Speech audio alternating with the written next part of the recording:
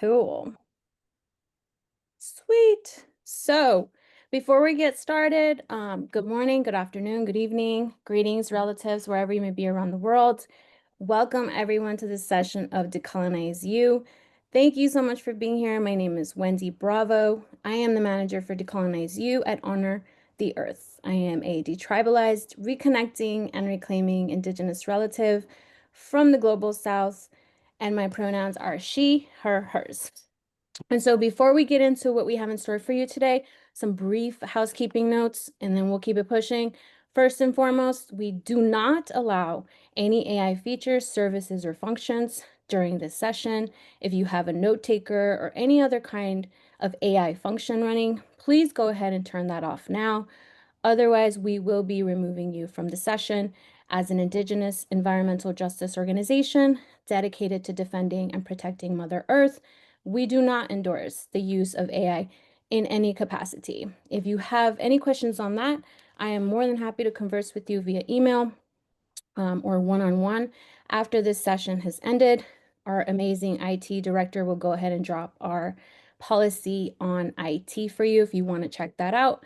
Secondly, we do have closed captioning available for those that want or need it. Please go ahead and enable that feature at the bottom of your Zoom screen. You should see a box with the letters CC, that's Charlie Charlie, or Cat Cat, or Cheese Cheese, my favorite. If you have any trouble activating this feature, please do let us know in the chat. We're happy to support with that as much as we can. And lastly, this session, as you've probably noticed, is being recorded and will be made available to the public on our website, and it will also be sent out to all registered participants in an email along with any other relevant information we talk about here today. So please feel free to review this session later at your convenience. Take notes for yourself during this session, and please take care of your life and informational needs during this time. Once again, this session is being recorded and will be distributed to all registered participants. One more note. Lastly, please feel free to drop your questions in the chat as they come up. We do our best to address all of them as we have the conversation going, but as it invariably happens with good conversations and topics, we may or may not get to all of your questions today. So we do have a discussion board for this event that folks have already begun to use. We love that. So if we didn't get to yours today, please feel free to keep the conversation going on that forum on Action Network. So with that out of the way, thank you for your patience. I'd like to thank the entire team at Honor the Earth. Everyone's work here is critical to our mission and vision. So for this session in particular, I want to thank our communications, organizing, and senior management teams for their energy, intellect, and labor. We're excited and we're honored that you all are joining us today. So I'd like to introduce Honor the Earth and Decolonize You. Honor the Earth's vision is creating a world where Indigenous sovereignty is recognized, respected, and upheld. We envision a future where communities thrive with honor, abundance, and in right relationship with Mother Earth. Our mission is the commitment to protecting the lifeways and sovereignty of our Indigenous relatives across Mother Earth. We do this by investing in our communities and a new generation of organizers through campaigns, research, training, reclaiming our narrative, and providing capacity support in service of all land and life. Decolonize You is a knowledge sharing platform to provide skills and learning in the fight for climate justice and the protection of Mother Earth. We know that Indigenous peoples hold the solutions to climate change. Decolonize You is a platform to weave those solutions together, bring them to our communities, and organize for our collective liberation. We envision a place where education is a weapon in our fight for Indigenous sovereignty. So to that end, I will briefly introduce our speakers today. First is our Honor the Earth Executive Director, Crystal Tuples. Next, we have our co-director of our Department of Self-Determination and Sovereignty, Ashley Lamont. Also in our Department of Self-Determination and Sovereignty as a young organizer, Kayleen Spang. And last but definitely not least, our Director of Communications, Voulet Mansour. Take it away, Crystal. Yeah, thank you, Wendy. Thank you, everyone, for being here. Yeah, just want to start out a piveshev, mene wostat nanehav, Crystal Tubals, as Wendy introduced me. I'm here in Northern Cheyenne Territory in southeastern Montana. I'm also from Pine Ridge, South Dakota as well, so you'll often hear me say home, and just know that it means both places equally as my homelands as we share.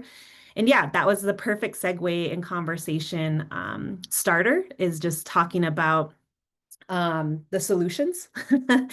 Here at Honor the Earth, we're invested in not only protecting and defending from oppressors and oppression and organizing at the intersections, but we're also invested in the solutions. And for us, land back is one of the core primary solutions that we present as a solution to climate change, to the oppressions we experience, et cetera. And so the conversation, we know that it was a really powerful conversation on the 101. So shout out to the people who were here for that session. And we realized we wanted to kind of go in a bit deeper and broaden the conversation, expand it. And we also wanted to bring our sister V in as well to talk about Palestine and the intersections of land back and our Palestinian relatives as well. So just to expand on that conversation every time I present and talk about land back, the first question we get is like, well, what is land back? And y'all, I have been in some like pretty good conversations about what land back is over my last like 5 years of engaging in this work. I've gotten into heated debates with local ranchers. For folks that are familiar with like fifth, sixth generation ranching communities and families, it's not an easy conversation to have, but to say that there is common ground and there is opportunity for relationship to happen. And that's the beautiful thing about land back. And so with that, just naming for us here at Honor the Earth, the way that we hold land back is really as a political framework. And so we go all the way back to understanding that land back is most definitely reclaiming land and getting it back into Indigenous hands. Absolutely. But deeper than that, land back is sovereignty. And so you'll hear each of us go through and talking about different elements of that. But for us, it means sovereignty. It means that we have the full authority, uninhibited, to make decisions about our lives and about our relationship to the land, and that we don't have oversight, right? That we're not wards of a state, that we're not being managed, et cetera. And so for us, we'll go through and you'll hear us dive deeper into conversation around land back light and land back in the differences of those. We also want to explore and just recognize that, like any political framework, there's gaps and there's shortcomings. Like you're never going to come up with a political framework that is a silver bullet and that's just like the singular answer to everything, right? And so for us, it's important that we engage those conversations and we talk about those. That way, we do learn how to navigate them and that we do engage that. And we figure out, okay, if this is a gap, like how do we fill that gap and how do we organize around that? So you'll hear us going into that conversation. And then we'll probably end the conversation talking about success, and that's just a very real thing. We organize to win. We don't organize just to spin wheels. And so we want to get into some of the successes and the stories around that as well. And so I'll dive into like what is land back. To understand what land back is as sovereignty, you have to understand some of the historical context. And so I always like to start out with obviously the doctrine of discovery. I was in a room before. My dad received an award, and there were probably like close to 500, 600 natives in one room. And Billy Mills asked us, who all in here knows what the doctrine of discovery is? And y'all, like literally only our table, my family raised our hands, and maybe a couple other people out of a room of 500 plus folks, native folks in the state of Montana. Not many people knew what the doctrine of discovery was. And so for me, it's always important to start there. The doctrine of discovery basically goes back to papal bulls, Rome. These documents were passed that basically said if lands were discovered, and there were no Christians on those lands, that those lands could be claimed on behalf of the kingdom, queendom, sovereign, right? Um, that's what really opened the door. I know there's a lot more to it. And so just want to apologize to Ash, our local historian, for really simplifying history here. But I have a history of working with young people, and so I like to really simplify yeah, some of these things that we navigate these the political frameworks and all of that down to a way where young people can synthesize it. I found that it's also just like a good organizing tool. So there's a lot more history and a lot more context here, but generally that's what the Doctrine of Discovery is. That opened the door to settler colonialism on these particular lands, Turtle Island, right? So income settlers with the goal of its settler colonialism. So very specifically to come in to remove the indigenous population and then replace with themselves, right? And so the goal was for us to not exist, not for us to assimilate at that time. But what ended up happening is we didn't die. We continued to resist and we continued to protect. We've been organizing and trying to protect our land since the first settler stepped foot on our lands, right? And that is, to me, the origins of land back. That's the origins of why we organize around reclaiming land, and specifically our relationship to that land, right? And so from there, insert that was the settler colonialism was enforced by militarism, right?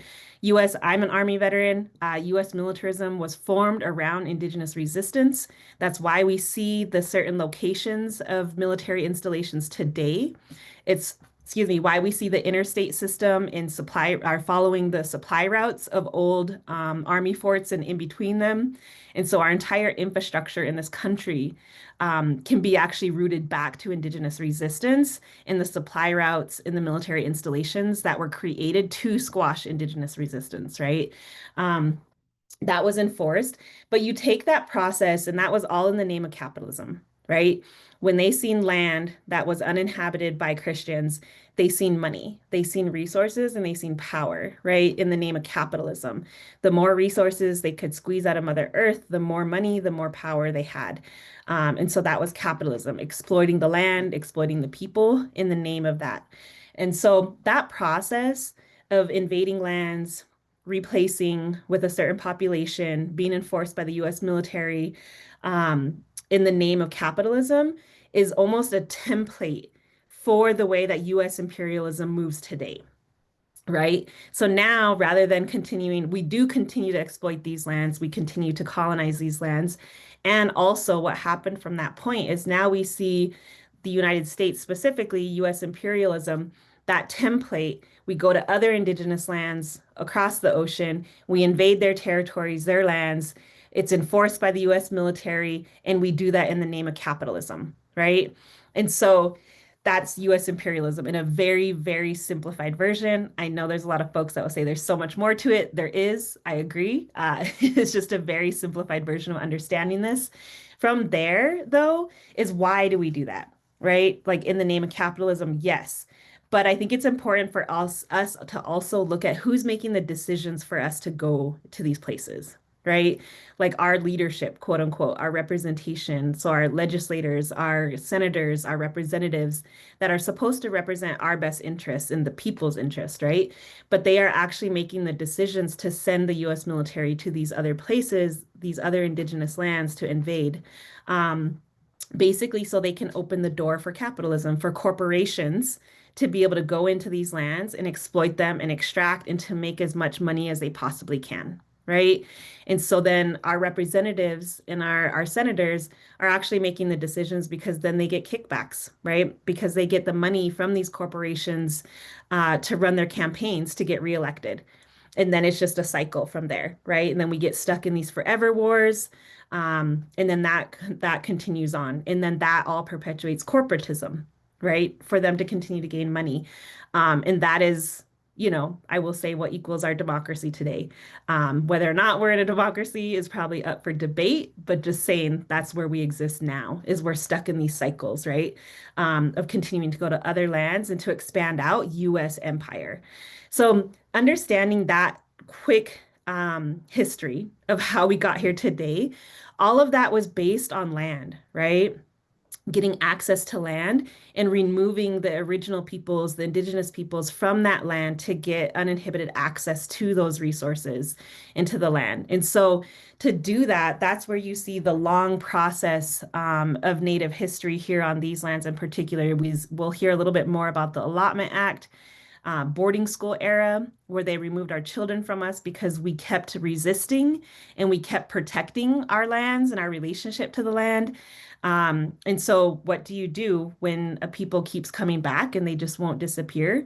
You go after their future.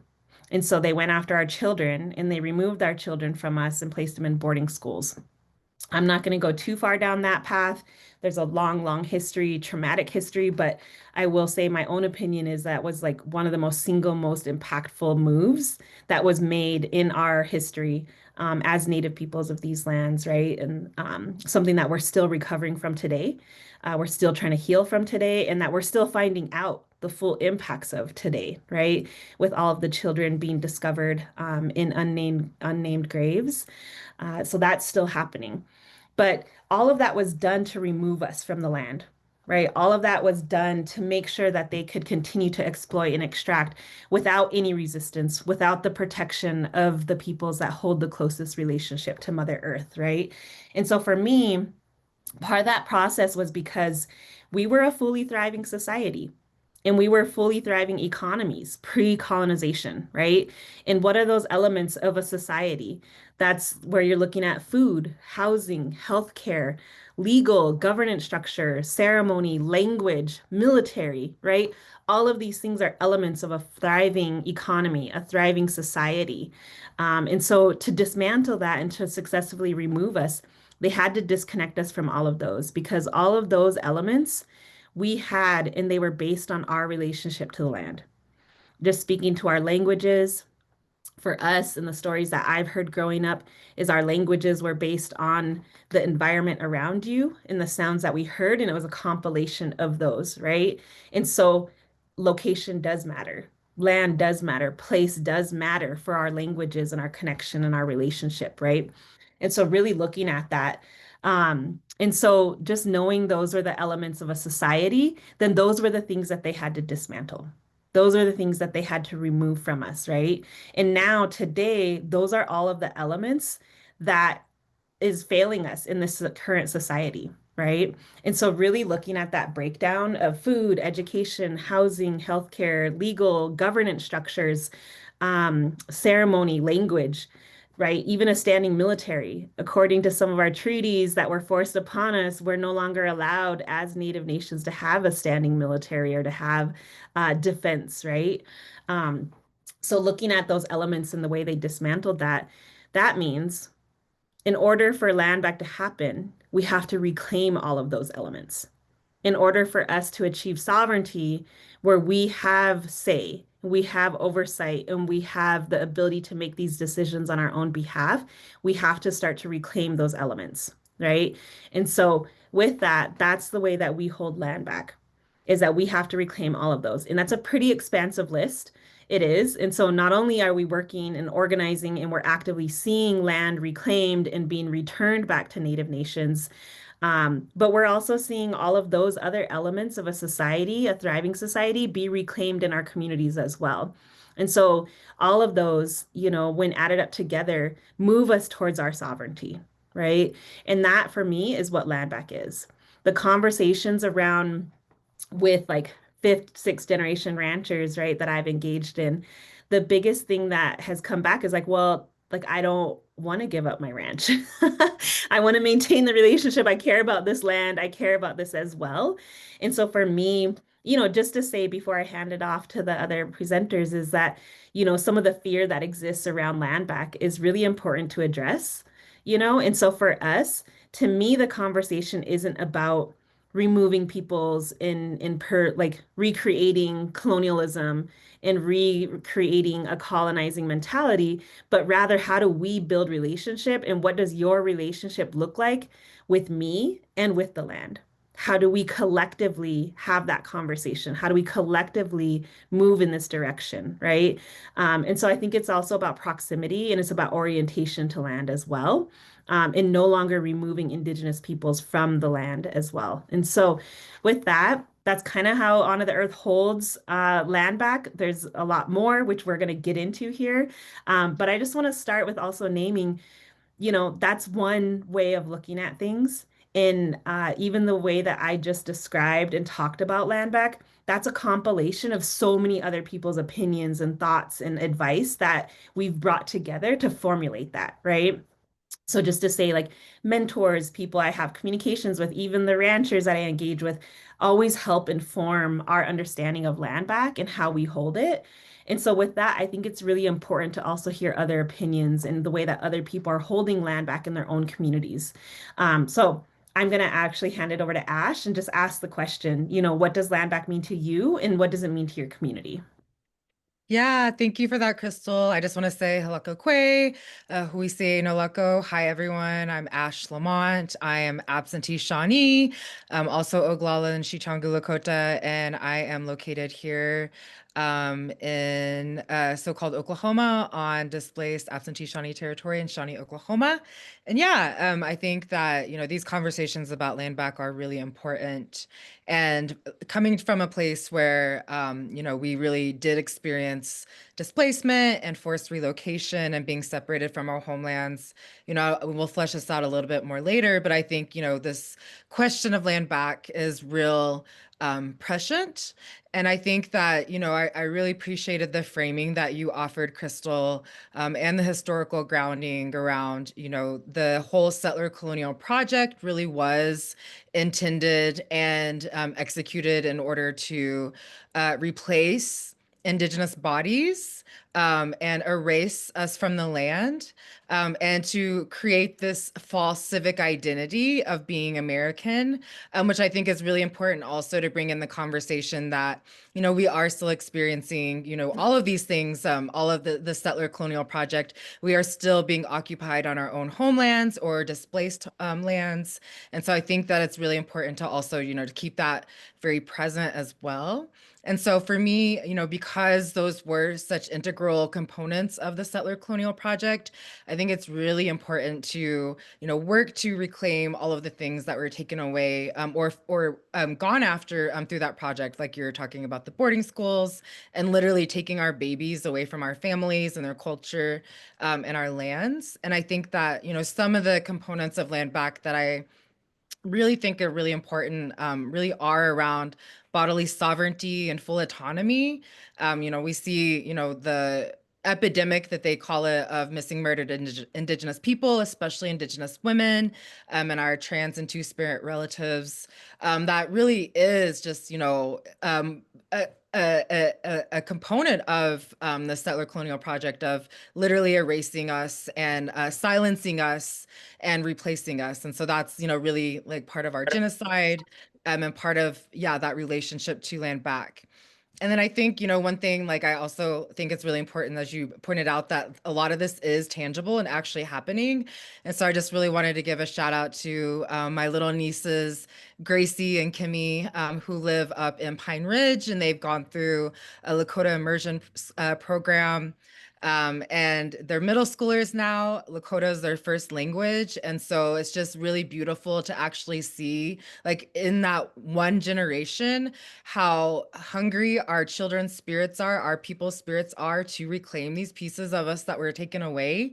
And just seeing how their worldview is so different from mine, even if I understand some of this language or are able to speak it, because they're first language speakers, they actually have a fully different worldview, because the English language is so noun-based and possessive. And our languages, like you said, really are based on relationships and the world around us.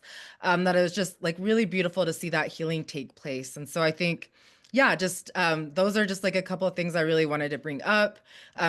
For me, land back is really not only returning literally to the land, where we belong, but also reclaiming those pieces that were taken away from us. And I think, yeah, all of these anti-colonial, decolonial spaces, such as these immersion programs emerging everywhere, or these sovereign schools that we see popping up in Oklahoma with the Comanche and the Muskogee Creek, are just so important for our communities and especially our youth. I'll check. Thanks, Ash. I'll hand it to you, Kay, to answer the question. Yeah, thanks, Ash and Crystal. Teveshev, Kumenhat, Nahesheve. Good day, everyone. My name is Pure Woman. My given name is Kayleen Spang. I am Northern Cheyenne, also from the Crow Nation. And let's see here. I, very similarly to Ash, when I think about this question, I really think about identity and our language. So with identity, I kind of want to bring it back a little bit. Yeah, as Crystal mentioned too, but specifically with Northern Cheyenne, we have a long history of refusing and resisting the broken promises of the coal and mining industries, because we've always known, that extractive industries are not sustainable ways of living, because it literally disrupts our connection to the land, and puts an extremely big barrier between us and our plant and animal relatives. So then along those same lines, identity for me is a big one that I think about when it comes to land back, because it's really important that we know who we are as Northern Cheyenne people. And I specifically think back to a story, or just stories, yeah, that I've heard growing up, and wanted to point out a Cheyenne prophet named Sweet Medicine, and the visions that he had and the knowledge that he passed down, essentially was, colonization happening to our people, the loss of our land, the sicknesses and the illnesses that came along with it. And ultimately, he unfortunately had the vision that we're going to lose all of our lands. And so, and that's, of course, if we don't stay strong and protect what is rightfully ours. And so with that, as Ash mentioned, I guess both Crystal and Ash have mentioned, language is a huge aspect to how we see the world and how we go about, as a relative on Mother Earth. So, yeah, I wanted to give the example of like the names that we have for essentially everything around us in Cheyenne is directly connected to time and place, and describes kind of like your relationship to it. So for example, every month in our language has a symbolic reference that relates to the seasonal changes that happen or that come with that month. So the name for this month of November roughly translates to hard face moon, pretty much indicating that frost and ice are going to start forming on our water bodies. And then, so, of course, this in turn helps us indicate and understand what needs to be done in that month for our communities. And I wanted to tie all of this, back to land back, these are the aspects of land back for me, because they help us continue practicing living in right relationship with the land, and helps us to continue, being a good relative. Thank you, Kay. That's a good reminder for me to also remember, like I think we get so deep into like the political framing of the way that the work that we do as activists and organizers, but really at the root of things is like, as Kay said, our identity, and just like knowing that we have songs literally in our ceremonies and in our ways that say we are the land, right? And so in reclaiming land, we're also reclaiming ourselves, right, in that relationship. And so just adding that in there, that was a good reminder, Kay. But with that, V, I would love to hear from you as well, just like how you're holding land back and how you hold that in your community as well. Thank you so much, Crystal. Marhaba wa ahla wa sahla, everyone. My name is Violette. Everybody calls me V, so you can call me V too. It's an honor to be on this webinar to be speaking to y'all and with all of these amazing, powerful Indigenous women, like learning so much already from just working with y'all and also hearing our articulations and understanding of what land back means to us. Um, so I'm Palestinian and my grandparents are from the cities of Jaffa and Al-Nasra in Palestine.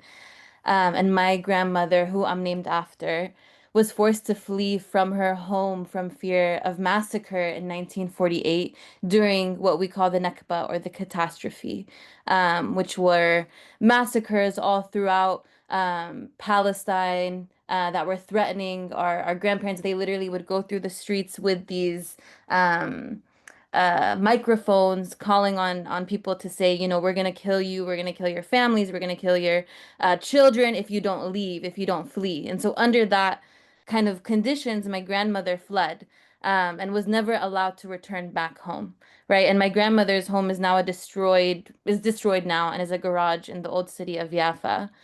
And you know, similar to what Crystal was saying earlier around the doctrine of discovery that facilitated the stealing of massive amounts of land in Turtle Island, when this happened in 1948, Israel passed something called the absentee property law, which meant that they were going to take possession of any land and any property left behind by Palestinians who fled or were displaced, right? So they didn't allow any Palestinians to go back. My grandfather tried to go back and was arrested. Like they closed the border. There was no way that people could go back. Um, and that's why the majority of the Palestinian people are living in exile, right? We're living outside of our land because that was an intentional process to make sure that we weren't on there. And that's why we saw Trump and Israel's goals for Palestine throughout the past 2 years were really, you know, they're talking about exile into the countries, into the surrounding countries, emptying Gaza, making, you know, there should be no Palestinians left. Because the goal of this ongoing genocide, and not just these past 2 years, but for the past 100 years, is to eradicate and annihilate our people, to kill us off, to make us leave, to remove us so that they can take our land. It was always and is still about land.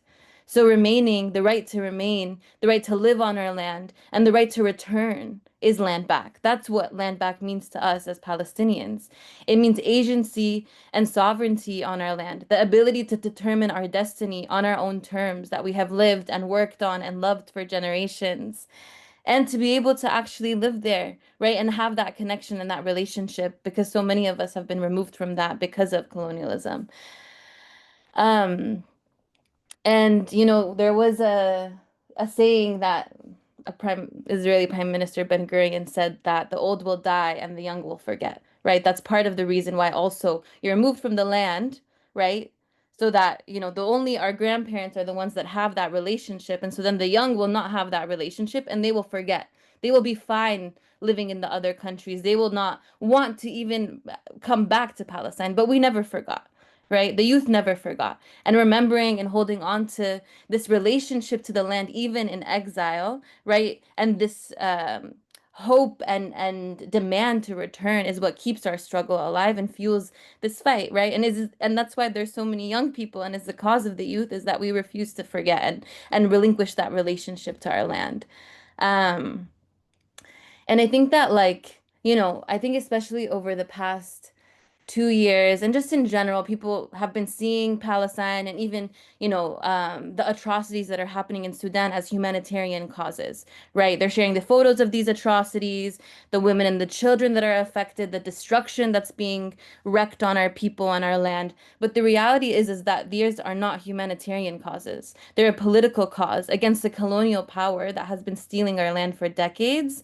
And that's why, you know, Israel is a settler colonial project that's modeled after the US, that used the US's tactics and methods and, you know, tools that it used against indigenous peoples here to remove from the land, to take over pieces of the land. The same, you know, policies, the same legal infrastructure and backing was used by Israel. And that's why the US is its largest ally, right? And that's why this is an essential part of this fight against white supremacy, against imperialism, against colonialism, right? It's not something that's separate or foreign. It's something that's here. It's something that's connected even to the threat of AI and data centers that is Israeli tech.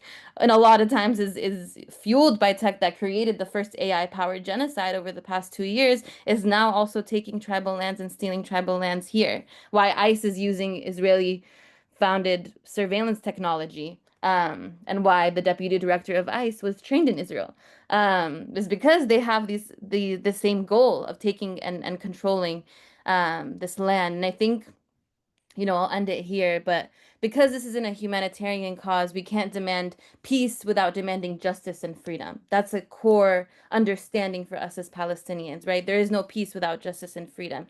And justice and freedom is access to our land, is access to determine our destiny on our land, is the right to return, the right to remain, to live a dignified life. Justice and freedom is land back.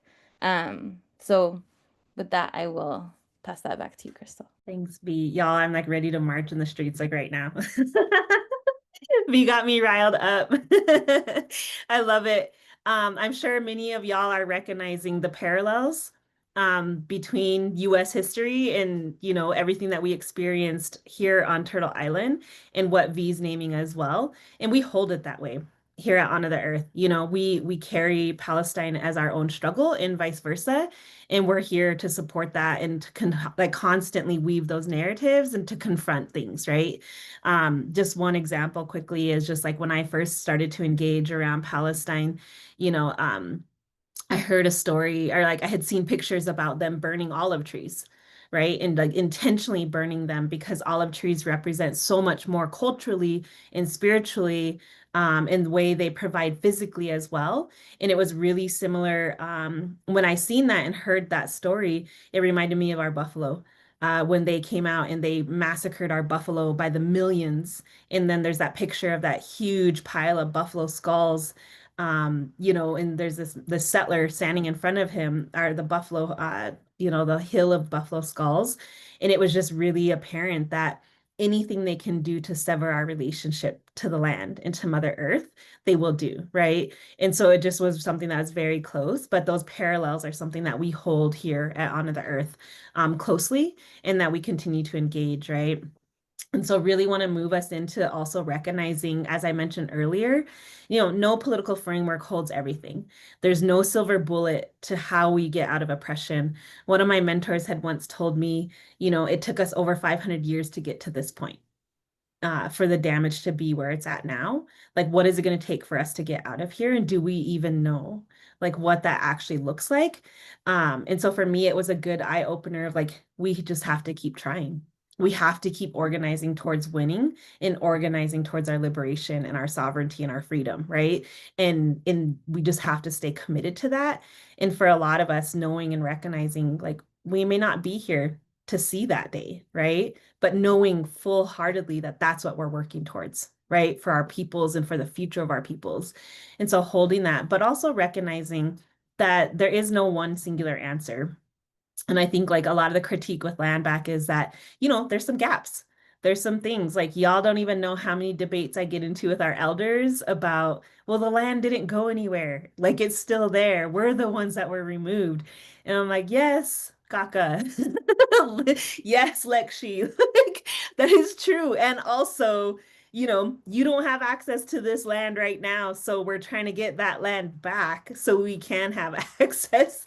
And so y'all really getting into these conversations and understanding, there's some shortcomings and there's some gaps that we still need to figure out. And so with that, just really recognizing and wanting to acknowledge those so we know how to organize through them, right? We're organizers, we find the solutions, and that's what we move towards, right? So with that, I really want to hear from our panelists, what are some of those shortcomings? What are some of those gaps that we're encountering as we're organizing? So I'll hand it over to you, Ash, to start. Yeah, thank you for that, Crystal. And yeah, V, that was definitely powerful. I was definitely feeling the vibes.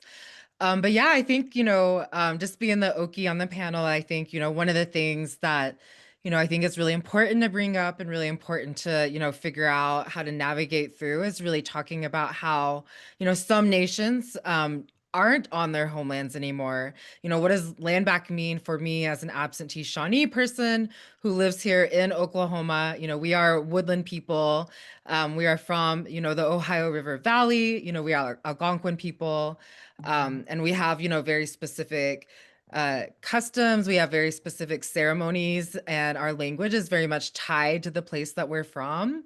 But we've had to, adjust, and we've had to, really figure out how that looks, being in a place that's not traditionally our homelands. And so I think also with that, like that's just, the big glaring point is that, these aren't our homelands. But I think like also one thing that, even myself as an Okie has definitely, struggled with in the past, and definitely like really working to make room for now, is acknowledging that there are indigenous tribes to Oklahoma.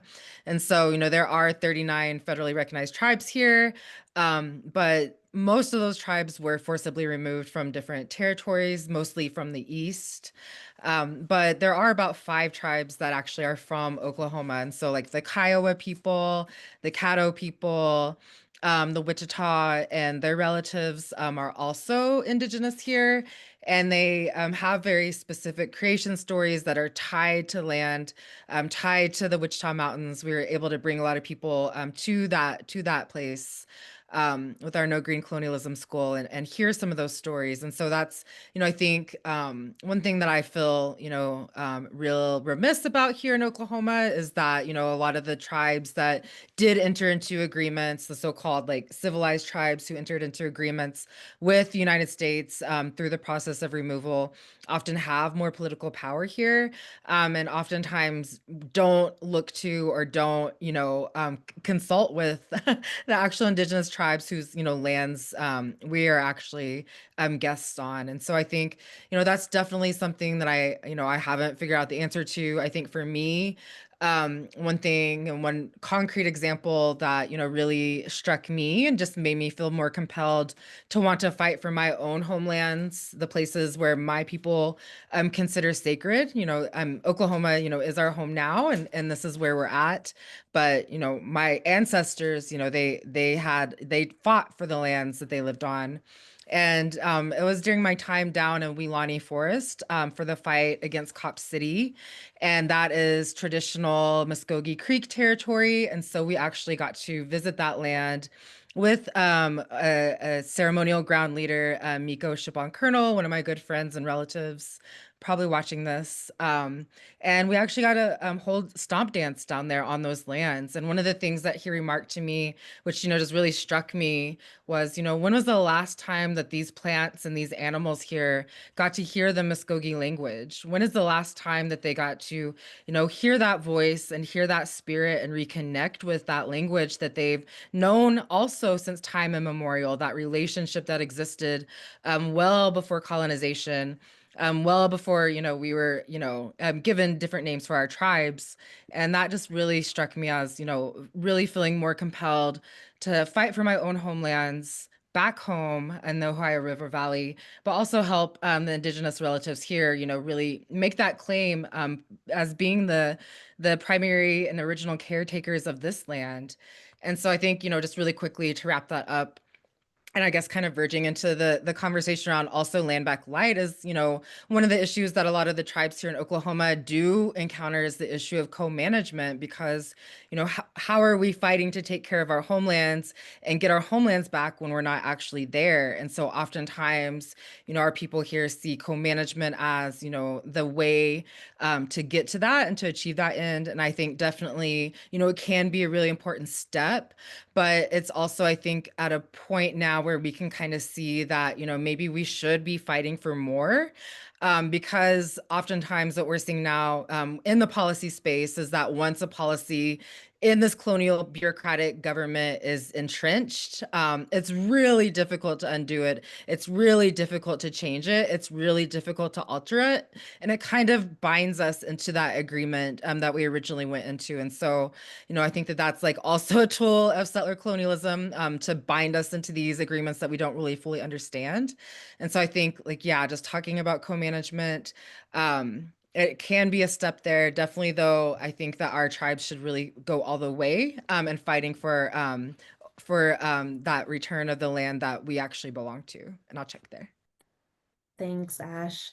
Yeah, just expanding on that a little bit for folks that might be new to the framing of land back light is that, if we're defining land back as sovereignty, right? Having our own agency and our own sovereignty over ourselves and over our relationship to land, then it's like, then that means BIA doesn't need to be managing our lands for us, right?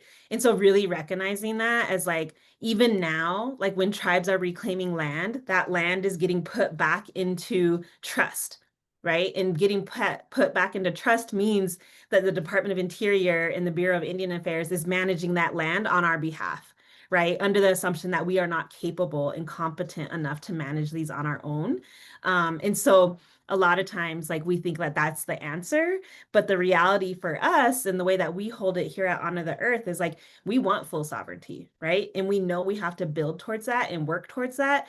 And land back is no different, right? It's like we have to build towards that. So co-management, for folks in the chat, co-management is an agreement between like a Native nation and maybe a state agency or the federal government or like the National Park Service or something where they're gonna both manage this tract of land together, right? Ownership doesn't transition over, it doesn't change.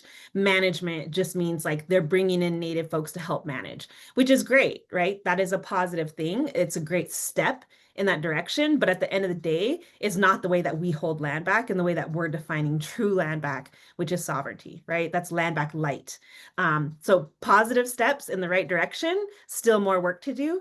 Also just recognizing that on-ramp of land back light gives us the ability to engage these tougher conversations around nations that have privilege, right? Like Kay and I come from peoples who are on our own lands, right? And so with that, I'll hand it to Kay to talk a little bit more about the gaps and the shortcomings that she's seen as well. Thank you, Crystal and Ash. Yeah, definitely feel like you guys really set the conversation for the Allotment Act. That's kind of what I wanted to bring up here as a shortcoming. So the Allotment Act, I believe, was enacted in 1887. It's otherwise known as the Dawes Act. And I really wanted to bring this one up because it really introduced the concept of ownership to our peoples, ownership of land, and in that our relationship with the land is, excuse me, sorry. I just wanted to say that, we're again reflecting on that relationship with the land is the way that we view it is we are living with the environment, we're not separate, we're not above, and we really emphasize, our connection and coexisting and being good relatives. So, the Allotment Act essentially allotted 160 acres to like the head of a household, or I guess, AKA married men. And then I think it was like 80 acres to unmarried men. And then as Crystal said, that then was put into trust by the federal government. And then this created a huge issue called fractionation, which is essentially when multiple owners, on an allotment of land, multiple owners happen because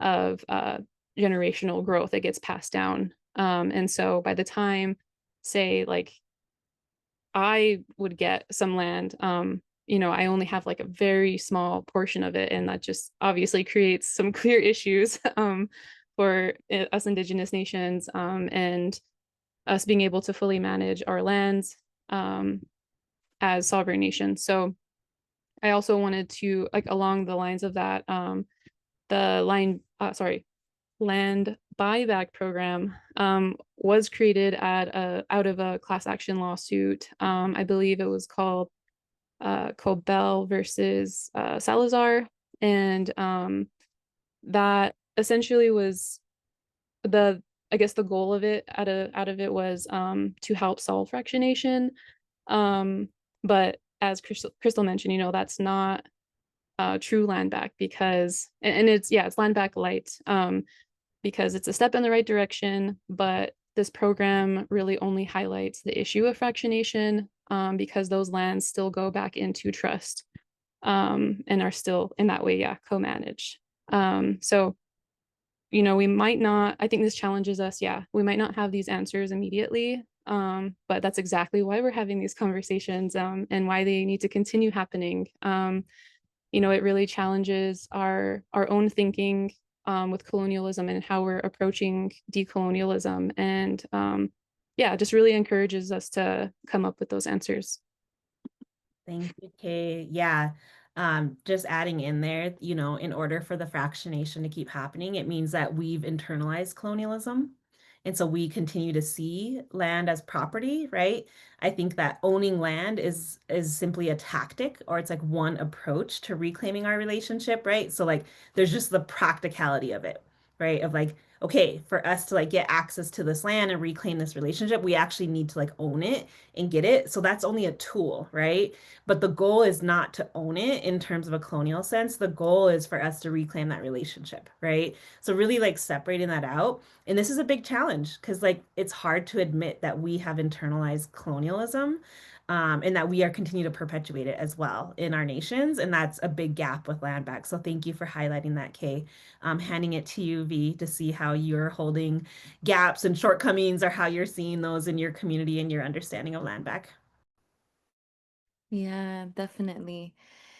I think that something that has been coming up a lot is this difference between recognition and land back, and that line between the two gets blurred. And I think, in the case of Palestine, we've been seeing a lot of European states, for example, recognize Palestinian statehood, right? And that being seen as a step towards the returning of the land, and, access to the land and agency over the land. But recognizing statehood without a promise or a pathway to sovereignty isn't land back. It's not real or true. And these states that are recognizing Palestinian statehood also still send military funding and arms to the Israeli military that allows them to continue to steal our land and kill our people. And I think that this is exemplified a lot and shown through the so-called ceasefire deal that has been signed over this past month. And I think that it's decreased the level of the amount and the consistency of the bombings, but it does not mean that the genocide is over. It's actually far from over. Israel has violated it now, I think, 147 times. They've killed over 200 Palestinians since the ceasefire has been enacted. Just this past day, they were shooting children in Rafah, and a girl was shot in the head and killed. Like, the genocide is not over, right? But I think what's important to see in the ceasefire deal is that Palestinians had no say in it. It was a Trump plan that was presented and agreed on by Israel, right? And Palestinians had no role to play in defining the terms of that deal or the ceasefire at all. And actually, we were forced to negotiate the end of our genocide and starvation. That is what the deal was. It was a negotiation to the end of a genocide and starvation, right? Instead of there being enough pressure, and isolation of Israel in order for them to stop a genocide and starvation, there was a negotiation process that was forced upon the Palestinians to end their genocide and starvation, right? And now that it's becoming more internationally recognized as a genocide, and everyone is kind of showing that now they've always been against this, but we know that they have not always been against this. They provided that cover for them up until this point. And now they're saying that this, recognition of statehood is included or a pathway to the recognition of statehood is included in this deal, right? But that doesn't actually lead to a dignified life for our people, right? It'll only be over if we have independence, right? If we have the ability to have power over our lives in our land, right? And the ability to return and the ability to remain, right? And to have also, a say in what happens to our people and to our land. And I think that, a lot of times people, when it comes to Palestine, think about a two-state solution, right? and a two-state solution being, having a Palestinian state and an Israeli state, right? But what does a two-state solution look like when Gaza and the West Bank are completely separated, right? What would be the land of a Palestinian state is not even connected to each other. Not only is it not even connected to each other, Israel occupies more than 50% of Gaza right now, right? They haven't left Gaza. They're still occupying more than 50%, and they are occupying over 80% of the West Bank, and they're expanding. There more and more settlements, more and more control, more and more uh, stealing of our land across what would become a Palestinian state. So if we have the name of a state but not actually the land, that's not land back.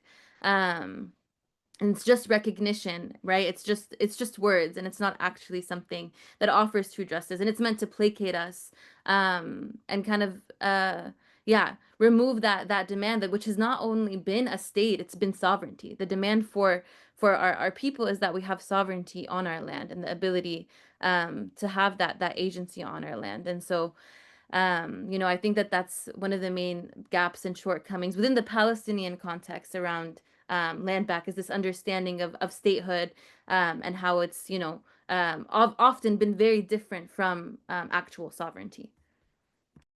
Yeah, thank you for that, V. Thanks all. And just like, again, uplifting those parallels that we see in those relationships. We understand treaties, we understand being placed on reservations and being told that, down from your traditional territory that was expansive, that you are only allowed to be in this little area, and that's your land, that's your reservation, right? And so definitely seeing the parallels between that, and then also seeing the parallels between like an IRA government versus a traditional government, right? Like an IRA government being an imposed form of government that came with the Indian Reorganization Act, right? That mimics the current federal government, right? Versus like our traditional governance and the bodies that actually represent the people and our people, right? And so really recognizing those parallels, and those gaps and those shortcomings. One last shortcoming I'll mention is like water back. I think that like a lot of critique around land back is that folks felt like there was no space for water in that conversation. So really recognizing that and acknowledging that, sometimes that's the case. For me, like I feel like water is part of that narrative. And so didn't ever think about it being separate. But that's probably because I come from a place where like we still have access to our water. We still have clean drinking water that we get straight out of the earth, and we can still drink from our springs, right? And so it's like really looking and checking myself as someone that's privileged to have access to that. Versus nations that don't have access to clean drinking water, right? Like that is very much a narrative that needs to still be woven into land back and or brought into the forefront just as equally as land back, right? So really uplifting that one as well. But with that, I also want to transition us to thinking about, yeah, when we first started to take on this narrative of land back and to really think about it and wanting to popularize it and normalize those conversations, we were told so many times that we're so ambitious. And like the way that it was said to us was just like, you're so ambitious. Yeah, I guess I am ambitious, y'all. I think like if that's the way that it's being like defined, then yes, we are, because we believe, we know that land back is actually happening in real time. Like we're not being naive, and we're not being, people who are just like so focused on this like big vision and like lost in that. But really, like we know it's happening. We commissioned a study back in, a few years ago, and that study was from 2012 to 2022. And during that study, we basically pooled all of the reclamation of land back to Native nations under the name of land back, using that hashtag, using that framing. And at that point is around 2.5 million acres had been returned to Indigenous nations. And so really recognizing that that's happening, that was back in 2022. I would dare to say, if you look at the numbers today, it's probably increased by a substantial amount, right? And so yes, in the so-called US. And so I'm assuming the numbers are just, pretty massive right now. And so just naming like this is already happening with or without support. like people are doing it. It's active, it's ongoing. And so with that, I really want to like bring us back to those elements of what make up success and those things that each of us acknowledge that we need to reclaim, right? For land back and in the name of land back, in the name of our sovereignty, our liberation, our freedom, right? And how we're trying to move.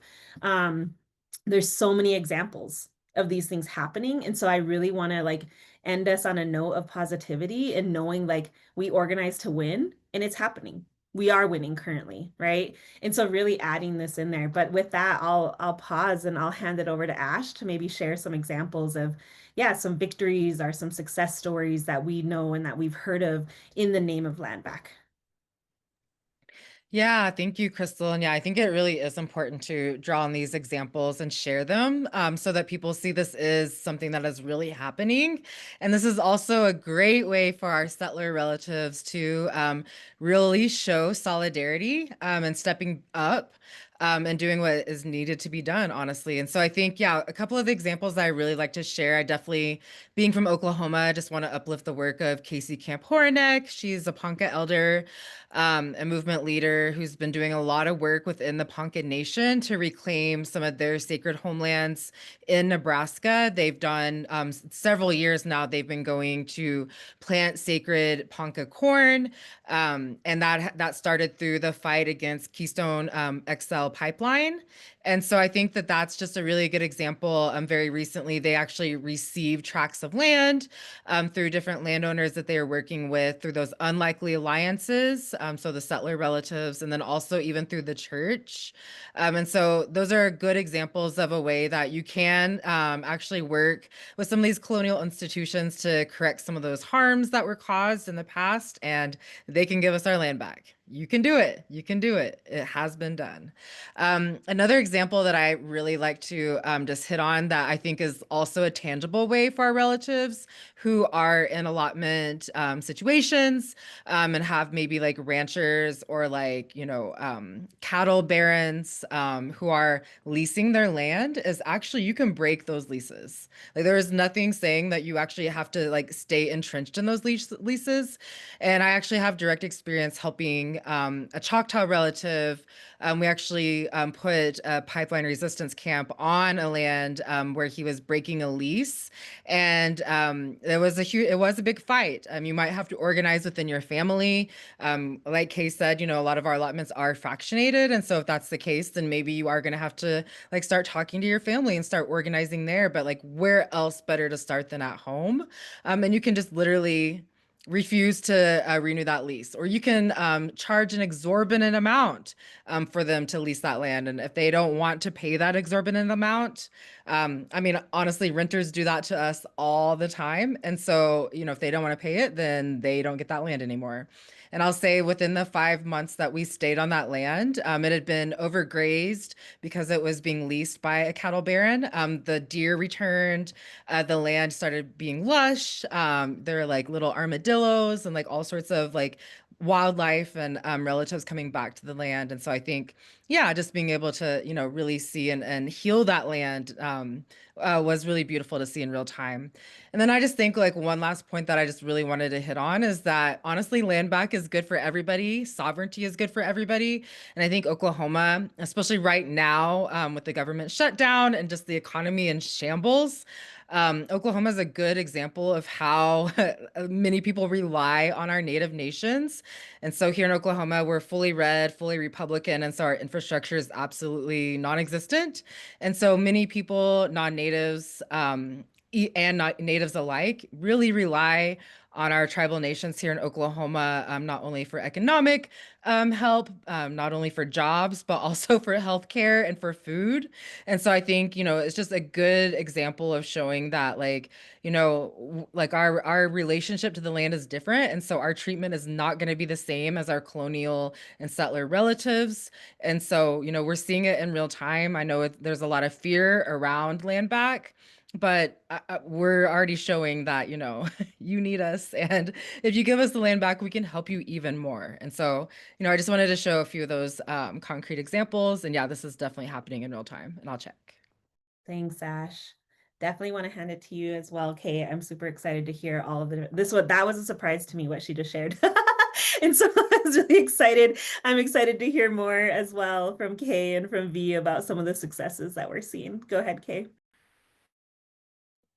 Thank you. Yeah, I know Ash kind of mentioned or talked a little bit about the program that her nieces are part of. And so I kind of similarly, obviously not the same program, but I was part of it, the Department of Natural Resources and Environmental Protection on Northern Cheyenne as a youth scientist when I was back in high school. And through that program, it was like a 2 to 3 month program, over the summer. And we really just learned about kind of like really comparing traditional ecological knowledge and then Western ecological knowledge, learning about that and how they like intersect. And then also one of the things that really stuck with me was ethnobotany. We got to go out on the land with an elder that was Linwood Tallbull. And I was really extremely grateful for that time. And I really hold that close to my heart because it literally, I was growing my relationship with the land through that. And he took us through, we got to dig up some plants and he talked about how to harvest it, praying, putting tobacco down, things like that. And so I bring this up because this ties into food security and healthcare and food sovereignty. So specifically, just mentioning, of course, food is medicine. And I wanted to talk about the specifically what I learned, in my final project, we were able to come up with a final project in that program. And I focused mine on ethnobotany, specifically kind of with an oral history kind of tied to it. I created like a mini movie and interviewing elders and knowledge holders about plants on Northern Cheyenne. So I wanted to talk about the chokecherry, and with the chokecherry, actually, it is believed that if you mash them up together with the seed, there's an agent in the seed that actually helps and keeps away cancer. So you can make patties with that and, have it throughout the year or whenever you harvest. So there's that. And then I also wanted to touch on another one that stuck with me, which is black root or black medicine, as we call it in the Cheyenne language. Others might know it as purple coneflower. And so you can actually use the root of that plant. It has an agent in there, has a numbing agent actually. And so you can use that for toothaches or, when babies are teething, different oral care. So and then I wanted to also touch on tying that into food sovereignty. There is a very successful program as well on Northern Cheyenne by the Yellowbird Lifeways organization. They have a food sovereignty program that my family actually got to participate in. And we were able to learn the process from start to finish, and we were had our own garden right in our backyard. And we, like I said, from start to finish, from growing to taking care of the plants, to harvesting, to like how to cook with the plants as well.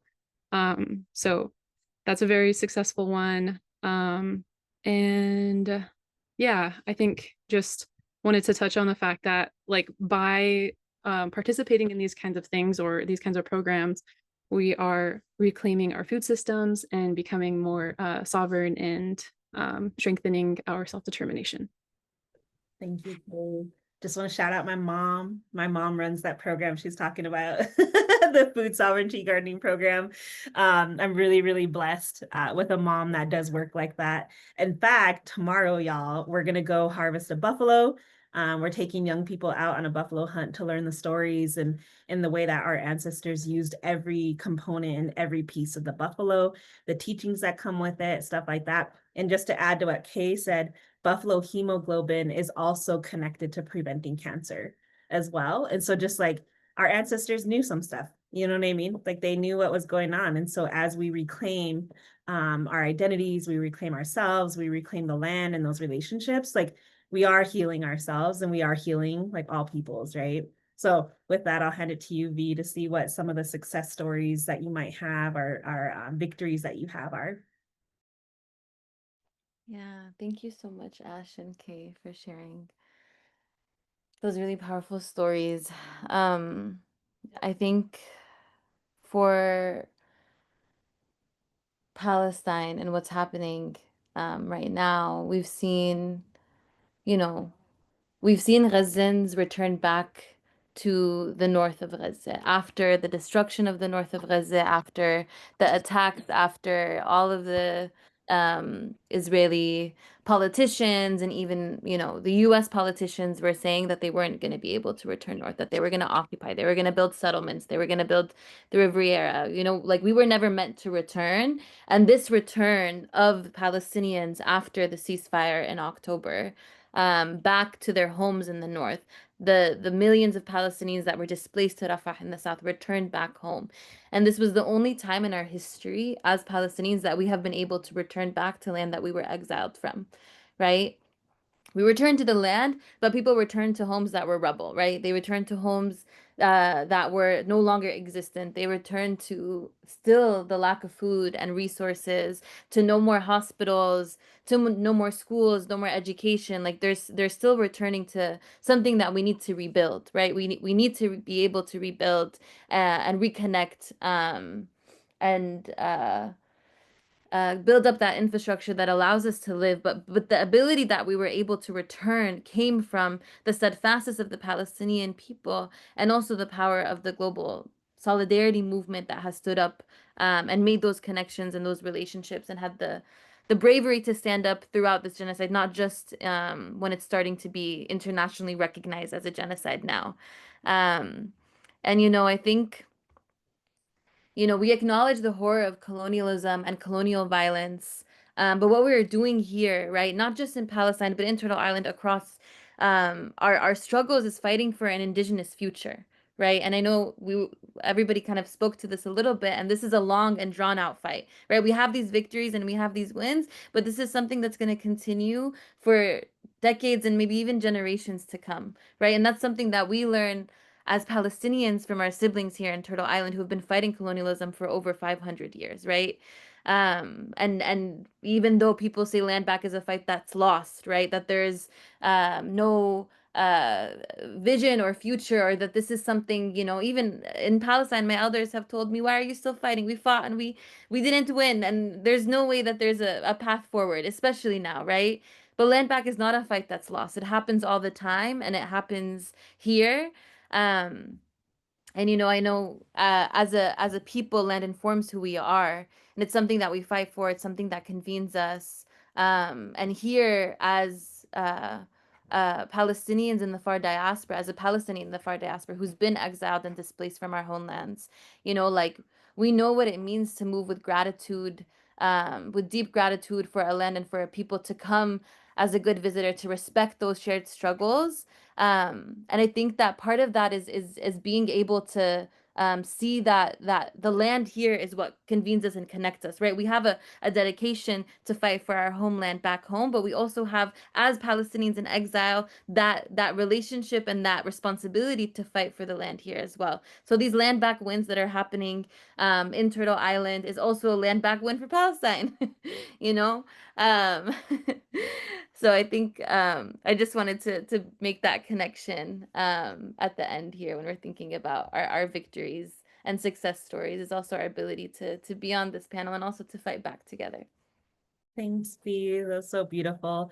Yeah, y'all, there's so many stories out there. I mean, like just thinking about like our healthcare systems, and Kay spoke to it a little bit about the choke cherries and the buffalo hemoglobin, things like that. But also just like for arthritis, right? The Zapatistas utilizing bees to be able to utilize them and to help folks with the swelling and the pain with arthritis, and stinging nettle as well being utilized for that stuff.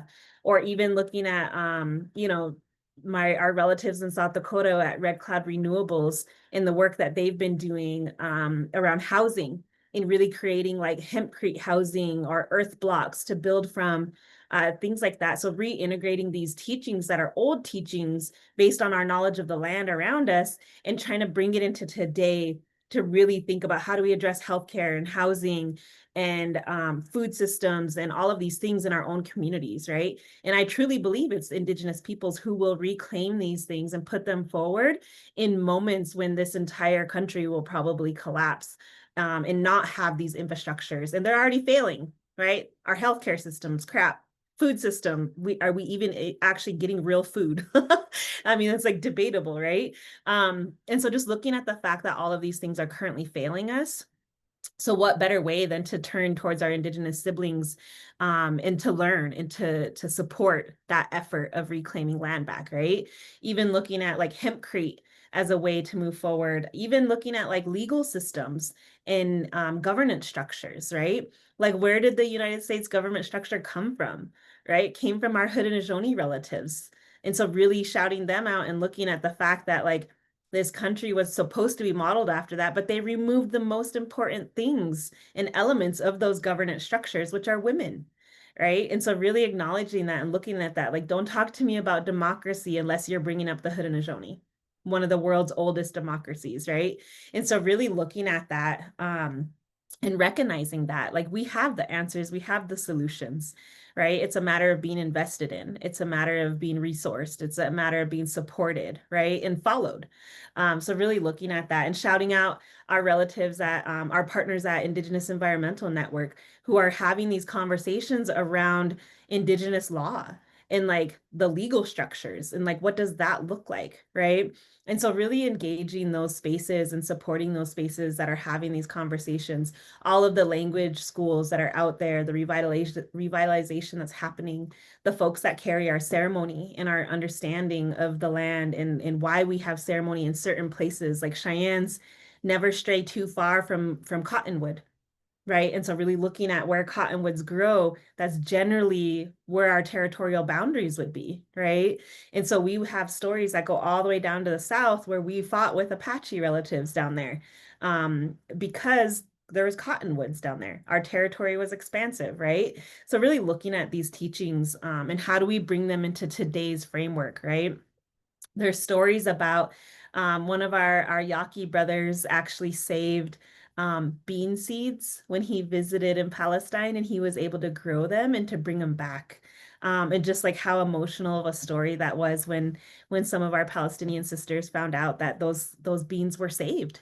You know, they came from their homes and now they're able to be saved and kept, you know, and just even looking at our relatives who were kidnapped and stolen from their own lands, right, and brought here to build this country through slave labor is the seeds and the stories of the seeds that were woven into their hair to maintain and to keep, right, and to hold those stories as sacred and to go forward with that. All of these sacrifices that were made by peoples and different peoples that had experienced colonialism and violence, right, in the name of capitalism and colonialism and whatnot. And so just really looking at and acknowledging all of these stories matter. All of them are steps in us reclaiming who we are, and they're steps towards sovereignty, right, and self-determination and freedom and the ability to return to our lands. And so with that, I just want to thank everyone that was here. And we did our best to go over this pretty expansive and broad conversation of land back. There's so much more, right? There's always more and more conversations to be had about land back. And I've been in these conversations for a long time, but we really wanted to give you kind of on the earth's take on land back, how we're holding it as a political framework, and get right down to the minute details of how it's happening in real time, and that this isn't just ambitious, and this is not a fight that's lost. These are fights that are winnable, and in fact, we currently are winning, right? And then also to engage the fact that sometimes there's shortcomings. Sometimes there's gaps that we have to address and we have to look at, right? And then lastly, just to say that it's intersectional, right? The briefing and the framing that I gave at the beginning and the relationship between settler colonialism, capitalism, corporatism, militarism, Zionism, all of these things, right? Militarism, like we have to organize intersectionally. We do. we have to be internationalist, right? And so just holding things in this way is like land back is so much more than I think what we typically assume it is. And so just wanted to, this is our offering, you know, and we just wanted to share a little bit of knowledge. But please, please continue to learn, continue to dive into more conversations around land back, allow it to be expansive, in support. You know, really step in and support the folks that are picking up these fights. And so as a closing, I think V has a poem for us that she wants to share, and then we'll hand it back to Wendy to close us out. So handing it to you, V. Thank you so much, Crystal, for tying it all together, and also, you know, convening us and weaving the connections between all of our stories, and all of the knowledge that was shared today. I know I spoke a little bit earlier about my grandmother and me being named after her, and her story being exiled and unable to return. So this poem that I'm going to share is actually about that. It's about my name, it's about my grandmother, and it's called, the poem is Untitled. Um, and I hope that it leaves us with how we can actually, we do have the power to determine our destiny. We do have the power to fight for our people, and we have to believe that we have that power to do that, you know, despite all the violence that we face. And I think that that's actually the core of what land back is, and what fighting for land back is that we dare to believe that we have that ability. We fight with each other to make it a reality, and we recognize that we have that power to do that. So hopefully that's what this poem offers us, in this closing. Um, okay. This poem is untitled. Untitled, not unnamed, there is a difference. This has a name, I just have a name, I just don't know who named it. At first, this was titled, named after something, named after me, named after her, named by them, but I still don't know how to say it correctly. This is a name I must learn to say correctly, spoken in the tongue of violence and the colonizer's voice, inherited from my mother's mother. Home was Enim Yafa, now known as Tel Aviv, understood only as violet, as purple flowers, as roots, as soil that belongs to my grandmother's skin, skin that carries too many burdens to count, body bent to them, bones broken for them tainting everything beautiful and sacred in the oil of their white hands. Her skin becomes home, and home becomes never enough money. Of ma'alatin sukkar in black tea, and sleepless nights in dirty sheets, and if the skin becomes home, then the skin becomes hollow, left hollow by them taking the skin as if it is their home, leaving only broken bones and puddles of blood. Skin forced from home, laid to ruin by countries controlling peace, from pedestals of power and checks, made payable to 1948, stolen family estates, unkept promises too late. And if the skin is a home, then the skin has a name erased, silenced, pronounced wrong. This is a name that holds white hands dividing borders, drawn by white fingertips and named by white fists within my chest, and this white picket fence, ripped apart, burned, cement now, a wall now. It is a name that carries collapsed and crippled homes on backs built with agony. Can we even call this a home? I wore this name on my forehead, laid it across my bed, strung it around my neck. But on this soil, the blood of all my people burns my skin. It starts to seep through my clothes, and my name burns my lip with the bite of my tongue. Have they claimed this too? How do you breathe if your lungs are occupied? How do you speak in a tongue that isn't yours? How do you grow in a soil that is meant to eat you alive, then throw you up in its image, erasing the terrain of your body until nothing is left? How do you fight if nothing is left? We fight regardless.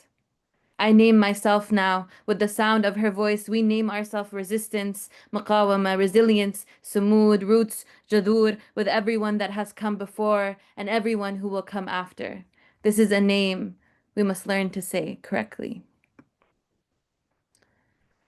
Thank you so much, y'all, and I'll pass it back to you, Crystal. Thank you, V. Whew, that was so beautiful and powerful. Trying to pull myself together. Handing it over to you, Wendy, to go ahead and close us out. Thank you, everyone, for being here. Hey, y'all, give it up for our wonderful speakers, wonderful Indigenous women. Thank you so much for being here. Give it up, give it up, give it up. Incredible work. Thanks y'all for being here. Thank you for joining us. Yeah, let me show my face too. Thank you so much for being here, everybody. I'm gonna go ahead and drop our exit survey. Go ahead and let us know your thoughts there. We love to hear all of it, good or bad. All the things. That's how we build our next session. So please let us know. Be honest.